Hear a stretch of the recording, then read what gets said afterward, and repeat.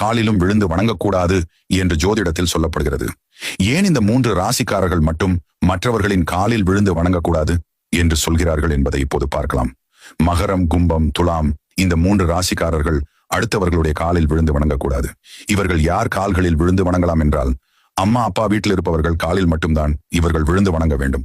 அதாவது உங்கள் சொந்த பந்தங்கள் என்று இருப்பார்கள் அல்லவா, அவர்களிடம் மட்டும்தான் காலில் விழுந்த ஆசீர்வாதம் பெற வேண்டும். மற்ற வெளி ஆட்கள் யாராக இருந்தாலும் அவர்களின் காலில் விழுந்து வணங்கக்கூடாது. ஏன் இந்த 3 ராசியில் பிறந்தவர்கள் மட்டும் அடுத்தவர்களுடைய காலில் விழக்கூடாது என்றால், இந்த 3 ராசிக்காரர்களும் சனி பகவானின் ஆதிக்கத்தில் உள்ளவர்கள். அதே போல் உங்களுடைய காலில் மற்றவர்கள் யாராவது விழுந்து வணங்கினாலும் அதை தவிர்த்துக் கொள்வது நல்லது. மகரம், கும்பம், துலாம் இந்த 3 ராசிக்காரர்கள் அடுத்தவர்களுடைய காலில் விழுந்து வணங்கினால் உங்களுக்கு கிடைக்க வேண்டிய நன்மை கிடைக்காமல் தள்ளி போகலாம். வாழ்வில் வரக்கூடிய முன்னேற்றங்கள் தடைபட்டு போவதற்கான வாய்ப்புகள் உள்ளதாக சொல்லப்பட்டுள்ளது. எனவே இந்த